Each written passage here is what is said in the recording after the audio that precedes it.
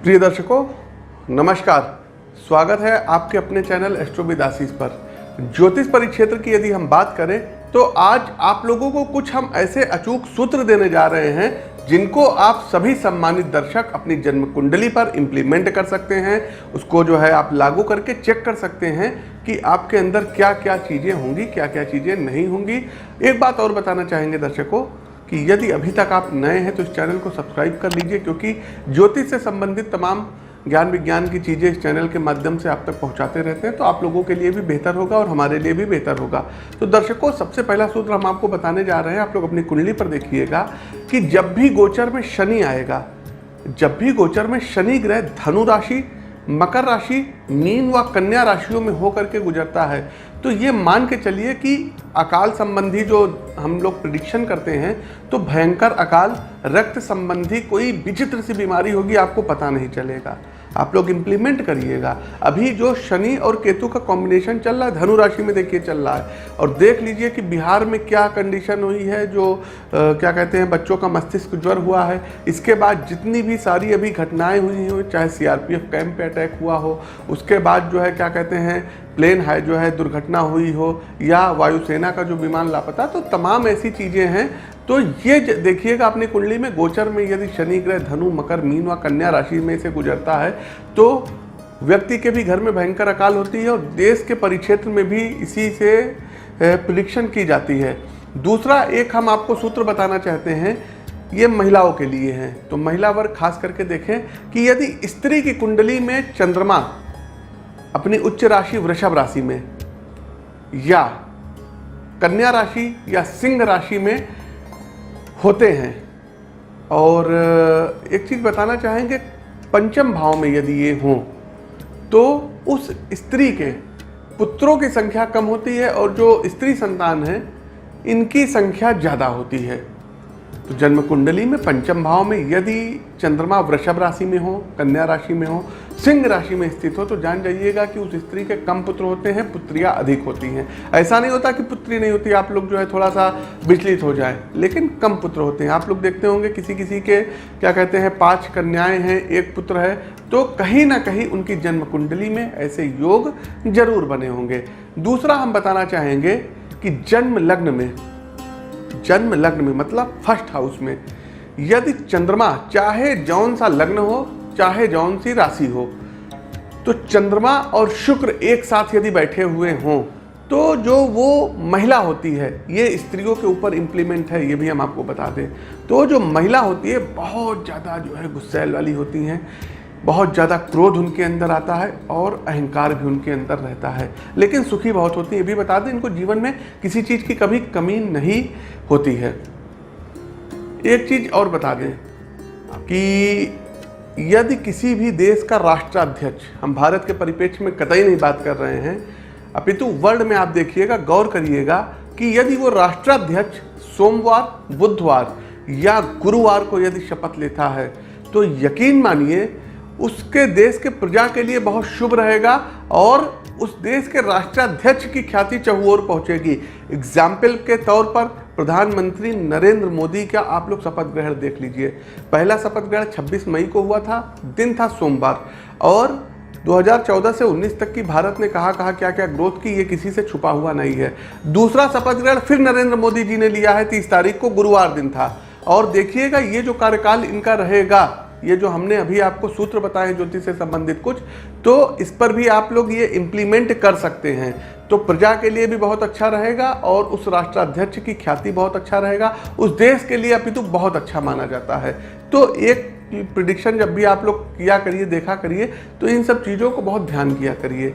एक बात और बताना चाहेंगे कि सप्तमेश मतलब होता है जो सप्तम स्थान का लॉर्ड होता है।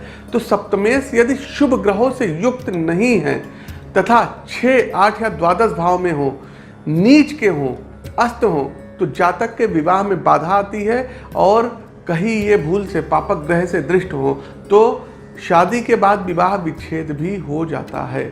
सप्तमेश शुभ ग्रह से युक्त ना होकर यदि पापी ग्रहों से युक्त हैं और 6, 8 या 12वें भाव में हैं, इसको त्रिक भाव कहते हैं, तो नीच के हों, अस्त हों, तो जातक के विवाह में बाधा भी आती है और उनका विवाह चल नहीं पाता है। दो भार्या योग, दो पत्नियों के योग भी इसमें जो है कहीं ना कहीं आगे चल करके घटित होते हैं। एक चीज और हम आपको बताते हैं, चंद्र ग्रह से संबंधित 4 विभिन्न योग बनते हैं। तो जब कोई भी ग्रह चंद्रमा से 10वें, 7वें, चौथे और पहले हों तो क्रमशः उत्तम, मध्यम, अधम और अधमाधम योग बनता है।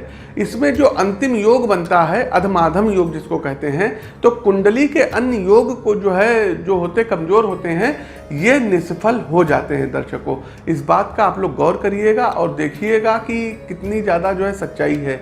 एक बात और बताना चाहेंगे, हम राशिफल जब बताते हैं आप लोग भी सुनते होंगे कि पंडित जी बता देते हैं कि उनके बाएं पैर पे तिल है, उनके दाहिने पैर पे चोट का निशान होगा, उनके मस्तक पर चोट का निशान होगा या मसा होगा। ये कैसे होता है? तो इसका भी एक हम आपको सूत्र देने जा रहे हैं और तमाम ज्योतिष के जो भी जिज्ञासु लोग होंगे इस पर आप लोग जरूर गौर करिएगा। जब भी आपकी जन्म कुंडली, कोई भी लग्न हो, कोई भी राशि हो, इससे नहीं मतलब है।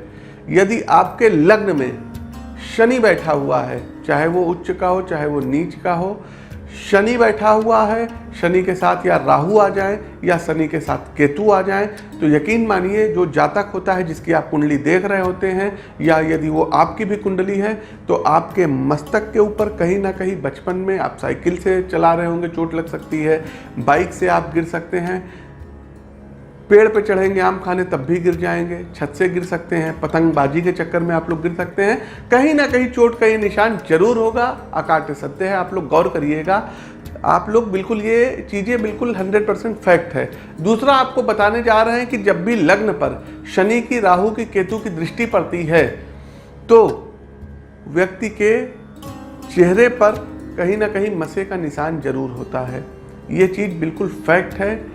इसको आप लोग हमेशा जो है कभी भी कुंडली में प्रिडिक्शन करिएगा, आंख बंद करके बोल दीजिएगा, आपकी प्रिडिक्शन 99 पॉइंट सही रहेगी, 99.99% सही रहेगी। 0.01% का हम कुछ नहीं कह सकते। तो देखिए, ये सब ज्योतिष के कुछ सूत्र हैं, इन लोगों को जो है आप लोगों को इनको जानना बेहद जरूरी होता है। देखिए, मंगल ग्रह जो होता है, और आपको सूत्र बता रहे हैं ज्योतिष से संबंधित, मंगल ग्रह होता है तो इसको भूमि का मुख्य कारक ग्रह माना जाता है, कंस्ट्रक्शन का नहीं, भूमि का माना जाता है। तो जन्म कुंडली में यदि चतुर्थ भाव में मंगल उच्च का हो गया, सपोज करिए मंगल मकर राशि में उच्च का होता है और कर्क में नीच का होता है, तो मंगल यदि 4th हाउस में उच्च का हो गया है तो ये जो उंगलियां आप देख रहे हैं ना, इस पर आप लोग गिनते जाएंगे, इतनी ज़्यादा ज़मीनें होंगी, ख़त्म नहीं होंगी। ये एक बहुत बड़ा योग होता है। और एक चीज़ बता दें, जब मंगल 4th हाउस में उच्च का हो जाता है तो रुचक महापुरुष नामक योग भी जो है बनता है। ये पंच महापुरुषों में एक बहुत ही अच्छा योग माना जाता है। तो 4th हाउस के यदि आप मंगल देख लीजिए, आंख बंद करके कह दीजिएगा, फिर चाहे उसको पैतृक प्रॉपर्टी मिले, फिर चाहे ससुराल से मिले, फिर चाहे जातक अपने दम पर जो है बनाए, लेकिन उसके जो है जीवन में प्रॉपर्टी का सुख बहुत ज़्यादा रहता है। इवन जो है बड़े बड़े बिल्डर्स की जो कुंडली आती है, कहीं ना कहीं उनके 4th हाउस में मंगल उच्च का होता है। तो एक चीज़ बता दें, जन्म कुंडली में मंगल का स्ट्रांग होना अपने आप में बहुत बड़ी बात होती है। और यदि एक चीज़ आप लोग घर के बारे में पूछते हैं, यदि मंगल मान लीजिए 4th हाउस में नहीं भी बैठता है, लेकिन चतुर्थेश से मंगल का संबंध यदि बनता है तो व्यक्ति अपना घर अवश्य बनाता है। जन्म कुंडली में जब एकादश का संबंध 4th भाव से बनता है, 11th हाउस जो होता है एकादश उसको बोलते हैं, तो एकादश का संबंध जब 4th भाव से बनता है तब व्यक्ति एक से अधिक मकान बनाता है। लेकिन ये संबंध जो होता है ये शुभ होना चाहिए, बली होना चाहिए। एकादश स्थान आपके इनकम का होता है, आय का होता है। तो जब आय आएगी तभी तो आप लोग घर बनाएंगे। चलिए दर्शकों, ज्योतिष का एक बहुत ही महत्वपूर्ण जो है पहलू है, चलिए इस पर भी हम आपको प्रकाश डाले दे रहे हैं। तमाम लोग पूछते हैं पंडित जी वर्गोत्तम ग्रह क्या होते हैं। अब जैसे मान लीजिए आपकी लग्न कुंडली है और नवमांश है, और ये मानिए कि शनि यहाँ पर जो है 10th हाउस में उच्च का हो गया है। अब जो शनि उच्च का होता है ये तुला राशि में उच्च का होता है शनि। तो शनि यहाँ पर उच्च के हो गए आपके लग्न में 10th हाउस में, और नवमांश में भी यदि 10th हाउस में जा करके उच्च के हो जा रहे हैं तो इसको बोलते हैं वर्गोत्तम ग्रह। ठीक है जी। और वर्गोत्तम ग्रह बहुत बली हो जाते हैं जब भी इनकी महादशा आती है, इनकी अंतरदशा आती है, इनकी प्रत्यंतर दशा आती है, तो जातक को न्याय के क्षेत्र में, वकालत के क्षेत्र में, सर्जरी के क्षेत्र में पॉलिटिक्स के क्षेत्र में और कहीं राहु का वर्गोत्तम हो गया, तब तो फिर कहने ही क्या है। तो इसमें बहुत ज़्यादा सफलता दिलाती है, ये भी एक ज्योतिष का सूत्र है। एक चीज़ और बताना चाहेंगे दर्शकों, जन्म से 4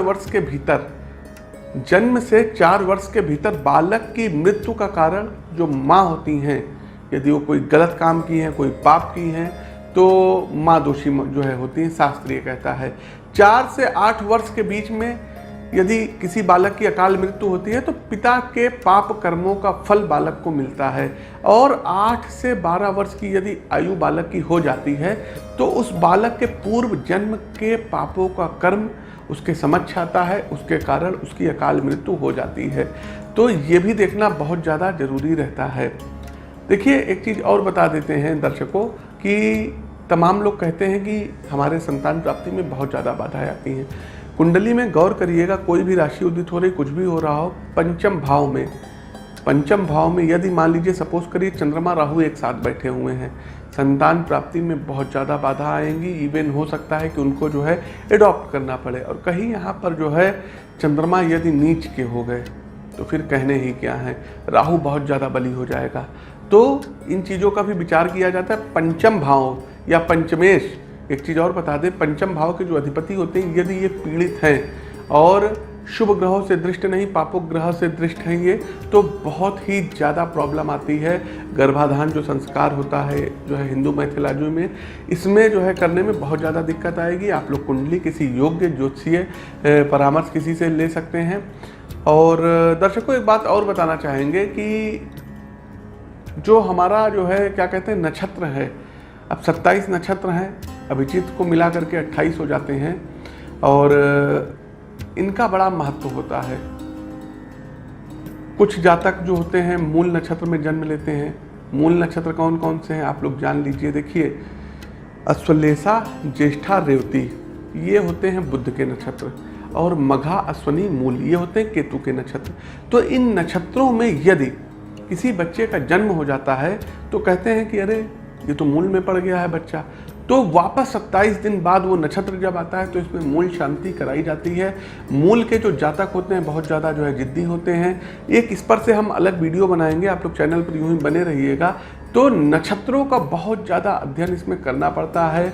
इवन कहीं आप लोग देखते होंगे केपी से भी तमाम हमारे जो दर्शक ज्योतिष सीख रहे होंगे या ज्योतिषी होंगे, लोग केपी पद्धति से भी देखते होंगे। तो इसमें नक्षत्र सब लॉर्ड इसमें बहुत ज़्यादा लिया जाता है। और तमाम ऐसी चीज़ें हैं जो मतलब लग्न कुंडली से, चंद्र कुंडली से पकड़ में नहीं आती है, नक्षत्रों से पकड़ में आती है।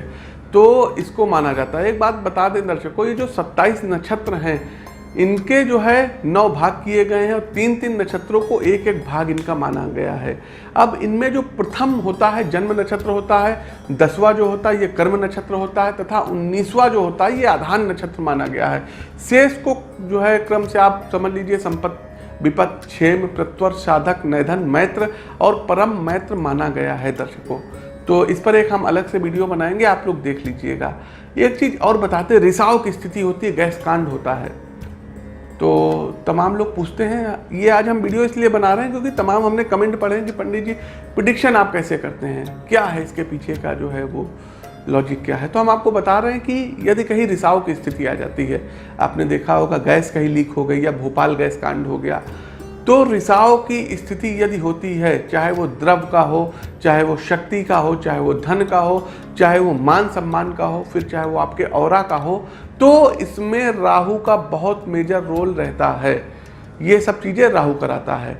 एक बात और बता दें, यदि 4th हाउस में राहु, 10th हाउस में केतु, आमने सामने दोनों रहते हैं, केतु यदि 10th हाउस में बैठा है तो व्यक्ति को एक जगह स्थिर नहीं रखेगा कार्य क्षेत्र में।